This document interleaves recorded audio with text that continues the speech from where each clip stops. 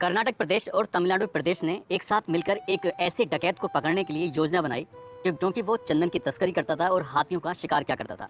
इसके पकड़ने के लिए लगभग 100 करोड़ रुपए से ज़्यादा की रकम खर्च हो जाती है, लेकिन 36 सालों तक उसका जंगलों पर राज चलता रहता है। वो पकड़ा ही नहीं जाता। तमाम कोशिशें की जाती हैं और वो कोशिशें नाकाम हो रही थी लगातार। वीरप्पन को पकड़ने के लिए उस पर इनाम भी रखा था कि कोई जिंदा या मुर्दा अगर वीरप्पन को पकड़ कर लेके आएगा तो उसे 5 करोड़ रुपए का इनाम भी दिया जाएगा। लेकिन किसी की हिम्मत ही नहीं होती थी वहां तक पहुंचने के लिए, क्योंकि उसने 184 लोगों की हत्या की थी, साथ ही 2000 से ज्यादा हाथियों का शिकार किया था। हाथियों के जो दांत होते हैं उसकी तस्करी की थी और उससे लगभग 16 करोड़ रुपए उसने कमाए थे। चंदन की लकड़ी की तस्करी करने के बाद उसने लगभग 143 करोड़ रुपए के आसपास कमाए थे। इस तरह की बातें थी। हालांकि 18 अक्टूबर 2004 को पुलिस की मुठभेड़ में जब वो बीमार होता है, अपना इलाज कराने के लिए जा रहा था, उसे एम्बुलेंस की जरूरत थी और पुलिस ने पहले से ही जाल बिछाया हुआ था और उससे जाकर एम्बुलेंस में जाकर बैठ जाता है।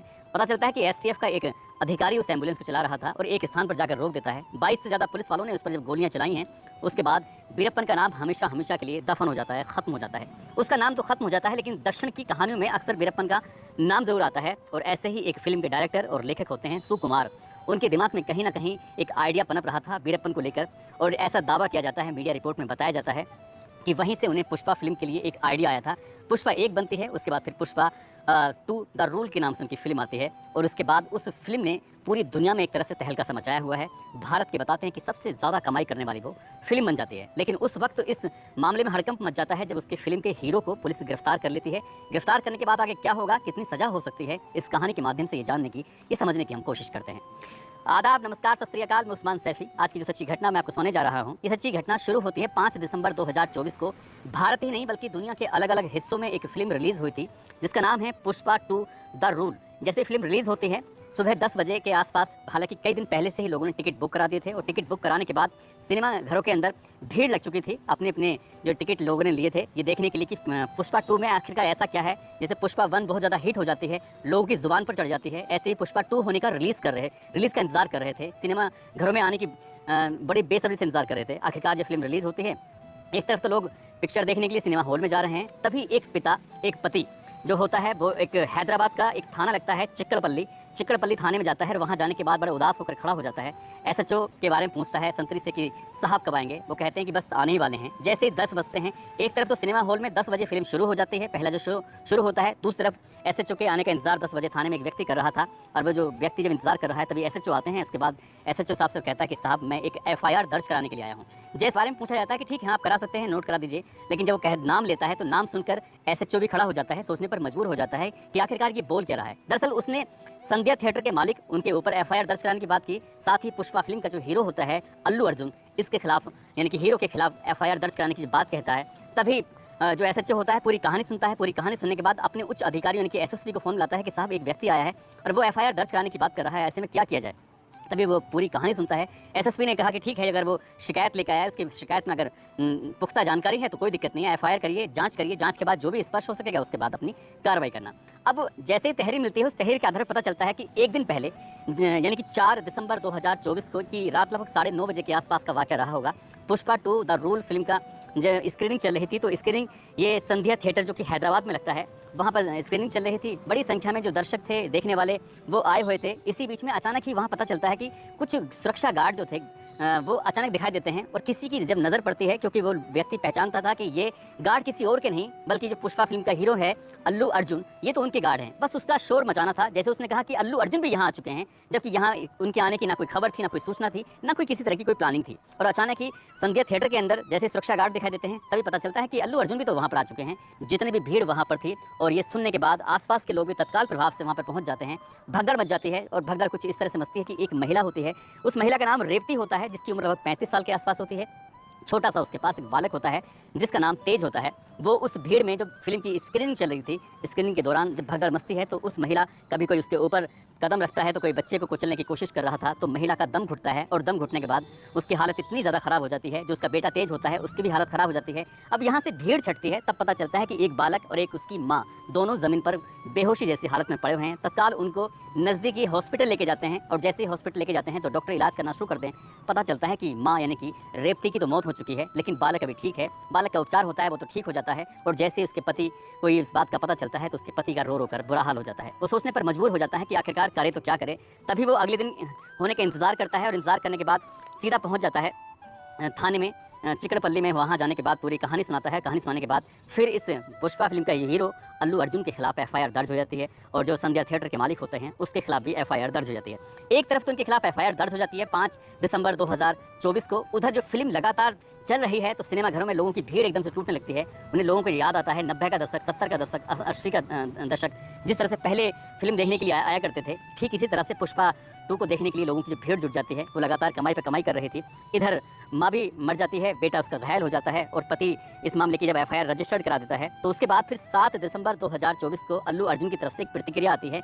वो एक वीडियो रिकॉर्ड जारी करता है और रिकॉर्ड करने के बाद वो पब्लिक को एक मैसेज देता है, कहता है कि उससे एक बहुत बड़ी गलती हो गई है, भूल हो गई है, उसके लिए वो माफ़ी चाहता है और जो महिला खत्म हुई है उसके परिवार को आर्थिक रूप से मदद करने के लिए लगभग वो 25 लाख रुपए का मुआवजा देने को भी तैयार है। जैसे ये बात आती है, एक तरफ तो उनके फैंस जो होते हैं वो खुश हो जाते हैं कि वाह, इस हीरो का दिल कितना बड़ा है जिसने एक ही झटके में 25 लाख रुपए देने की घोषणा कर दी। ऐसा तो कोई भी नहीं करता है। लेकिन जैसे ही ये एक तरफ प्रतिक्रिया आती है, दूसरी तरफ सोशल मीडिया पर ये भी प्रतिक्रिया आने लगती है कि फिल्म बहुत ज़्यादा कमाई कर रही है, इसलिए इस हीरो के कुछ ज़्यादा ही भाव बढ़ गए हैं। इस तरह से किसी की मौत के बाद वो किसी को कैसे खरीद सकता है। यानी कि एक 2 तरह की प्रतिक्रियाएं आ रही थी। लोग खुश भी थे, लोग नाराज़ भी थे। लेकिन जो हीरो ने अपना काम किया, जो वादा उसने किया था उसे करने के लिए वो पीछे नहीं हट रहा था। और उसके बाद फिर उसे लगता है कि मामला यहीं पर ख़त्म नहीं होने वाला। 7 दिसंबर को जिस तरह से उसने अपील की थी, उस अपील के बाद भी कोई फ़र्क नहीं पड़ने वाला था। 11 दिसंबर 2024 को उसने कोर्ट की शरण में जाता है अल्लू अर्जुन, और कोर्ट की शरण में जाने के बाद उसके बाद फिर कोर्ट से कहता है कि साहब मेरी कोई गलती नहीं है। यानी कि जब फिल्म की स्क्रीनिंग होती है तो कोई भी हीरो वहाँ जा सकता है, आ सकता है, इसमें कोई बहुत बड़ी बात नहीं है। ये किसी भी हीरो के लिए आम बात है थिएटर में इस तरह से जाना, इसलिए वो चला गया था। इससे पहले भी वो कई बार जाते रहे हैं, लेकिन उनको नहीं पता था कि वहाँ पर इतनी सारी भीड़ जुट जाएगी और इस तरह का हादसा हो जाएगा। इसलिए जो एफआईआर लिखी गई है, इस एफआईआर को आप प्लीज़ रद्द कर दीजिए। लेकिन कोर्ट की तरफ से इस तरह की कोई प्रतिक्रिया नहीं आती और मामला बढ़ता चला जाता है। एक तरफ फिल्म लगातार कमाई कर रही थी, दूसरी तरफ अल्लू अर्जुन की जो मुसीबतें थी लगातार बढ़ती चली जाती हैं। 12 दिसंबर 2024 को अल्लू अर्जुन की जो फिल्म थी लगभग 7 दिन में 1000 करोड़ रुपए से ज़्यादा की रकम कमा चुकी थी। और इसी बात की खुशी जाहिर करने के लिए पुष्पा की टीम सीधा साउथ से दिल्ली पहुंचती है और दिल्ली आने के बाद ये एक प्रेस कॉन्फ्रेंस करते हैं और प्रेस कॉन्फ्रेंस करने के बाद ये खुशी जाहिर करते हैं, पार्टी मनाते हैं। सब कुछ ठीक चल रहा था, ऐसा लग रहा था जैसे कुछ है ही नहीं। और इसी बीच में ये बताया जाता है कि हमारी जो फिल्म ने पूरे वर्ल्ड वाइड, यानी कि पूरे दुनिया के अलग अलग हिस्सों में जो फिल्म रिलीज़ होती है, अलग अलग भाषाओं में जो रिलीज़ होती है, उससे लगभग हमने 1000 करोड़ रुपये कमा लिए हैं। वो कमाई का अभी जश्न ही मना रहे थे, अपने अपने घर पहुँचे थे। 13 दिसंबर 2024 को दोपहर का समय था। अचानक ही चिकड़वल्ली पुलिस स्टेशन की जो पुलिस होती है वो वहाँ यानी कि अल्लू अर्जुन के घर पहुंच जाती है। और जैसे अल्लू अर्जुन के घर पहुंचती है तो जाहिर सी बात है कि हीरो के घर में हड़कंप मचना तय ही था। अब जब हड़कंप मच जाता है तो इस स्थिति को देखते हुए यहाँ पर जो अल्लू अर्जुन होता है उसके परिवार के लोग होते हैं वो भी मौजूद होते हैं, कुछ फैंस भी मौके पर आ जाते हैं। और इस बीच में जो पुलिस वाले होते हैं अल्लू अर्जुन को गिरफ्तार करने के लिए कहते हैं कि हम आपको फला मामले में आपको गिरफ्तार करने के लिए आए हैं। और जैसे ही गिरफ्तार होने की बात आती है तो ये मामला सोशल मीडिया पर बहुत तेज़ी के साथ वायरल होने लगता है। जो वहाँ पर मौके पर लोग मौजूद होते हैं वो वीडियो बना रहे थे और जब वीडियो बनाई जा रही थी तो इसी वक्त वीडियो बनाते बनाते वो सोशल मीडिया पर बहुत तेज़ी के साथ वायरल होने लगती है। एक तरफ फैंस को ये बात पता चल जाती है कि अल्लू अर्जुन की गिरफ्तारी हो जाती है और जब गिरफ्तारी वाली बात आ रही थी तो इसी बीच में पुलिस की गाड़ी होती है। पुलिस की गाड़ी में उनको बिठाया जाता है। बिठाने के बाद पुलिस वाले उनके साथ लेके अपने चले जाते हैं और सोशल मीडिया पर बस यही खबर पूरे दिन चलती रहती है 13 दिसंबर 2024 को कि जो साउथ के हीरो हैं अल्लू अर्जुन, जिनकी वजह से पूरी फिल्मी दुनिया में एक नया काम हुआ है, क्योंकि इससे पहले शायद इतने बड़े लेवल पर इतने कम समय में किसी फिल्म ने आज तक कमाई नहीं की है। इन्होंने पूरे भारत में एक रिकॉर्ड बनाया है और उनके चाहने वालों की संख्या लगातार बढ़ जाती है। और जैसे ही उनकी गिरफ्तारी की सूचना मिलती है तो जो उनके फैंस होते हैं वो सोचने पर मजबूर हो जाते हैं कि आखिरकार अब क्या होगा। दरअसल जब हमने इस पर रिसर्च किया तो BNS यानी कि भारतीय न्याय संहिता की धारा 118 ब्रैकेट A के तहत ये दोषी पाए जाते हैं तो इनको 3 साल की सज़ा हो सकती है, साथ ही 20,000 रुपये का जुर्माना हो सकता है। यदि ऐसा होता है तो जो अल्लू अर्जुन हैं वो सलाखों के पीछे ज़रूर जाएंगे। यदि इन पर दोष सिद्ध नहीं होता है तो हो सकता है बाइज्जत बरी हो जाएं। हालांकि पुलिस अभी इन्हें अपने साथ गिरफ्तार करके ले गई है और क्योंकि 3 साल से तक की सज़ा हो सकती है, इसलिए सुप्रीम कोर्ट की रूलिंग भी है कि अगर किसी मामले में 7 साल से कम की सज़ा होती है तो उसमें अब गिरफ्तार नहीं कर सकते या हाथों हाथ ज़मानत दे सकते हैं। वो क्या प्रोसेस है वो पुलिस के ये जो भी औपचारिकताएं होंगी वो तो होंगी ही, लेकिन ये बिल्कुल पक्का हो सकता है कि रेवती की मौत के मामले में अल्लू अर्जुन की मुश्किलें कोई कम नहीं होंगी।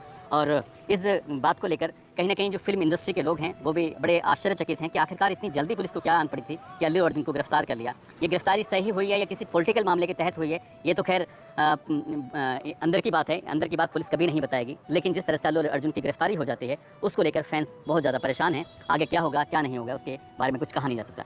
दोस्तों, इस पूरे घटनाक्रम को सुनाने का उद्देश्य किसी को परेशान करना नहीं है, किसी का दिल दुखाना नहीं है, बल्कि आपको जागरूक करना है, आपको सचेत करना है। आदमी चाहे कितना भी बड़ा क्यों ना हो जाए, चाहे वो देश का राष्ट्रपति ही क्यों ना हो, प्रधानमंत्री ही क्यों ना हो, या फिर बहुत बहुत बड़ी हस्ती ही क्यों ना हो, जब संविधान के अंदर जो नियम कानून बनाए गए हैं वो सभी के लिए समान हैं। इस घटना के अंत से ये भी हमें एक सीख मिलती है। इसलिए कोई भी कदम उठाने से पहले कुछ सोचना ज़रूर चाहिए, चाहे आप किसी भी ओहदे पर क्यों ना पहुँच जाएँ।